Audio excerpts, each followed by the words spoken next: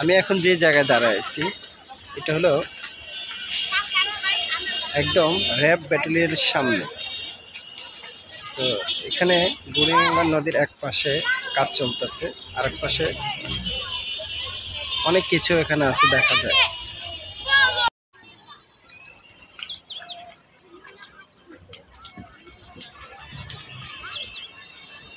এই যে দেখবি বালু পড়তেছে।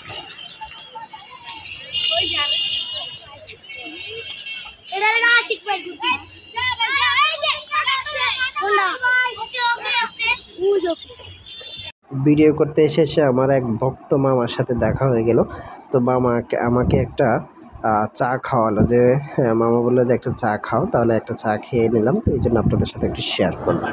পাশাপাশি একটা পাখি দেখলাম, পাখিটাকে আমার কাছে অনেক মায়া লাগলো। এই মায়া লাগাটাই আসলে অনেক কিছুই, কারণ এই পাখিটা আহার খেতে আসছে কিন্তু তার একটা পা নেই।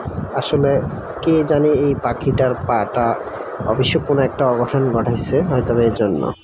এদিকে যে ভালুকগুলা অনেক ভরাট করতেছে, ভালুকগুলা দেখে আমার কাছে মানে মনে হলো যে এটা একটা বুড়িগঙ্গা যে কোনো একটা সাইড আপনার এই ভালুকগুলা ভরাট করতেছে। এখানে অনেক বিশাল একটা রোড হবে, 100 ফিটের একটা রোড হবে, যতটুকু আমরা গেছি। অনেক বড় একটা জায়গার ম্যাপ নিয়ে সরকার কাজ ধরছে, সেটা আসলে মনে হয় বাস্তবায়ন হতে চলেছে।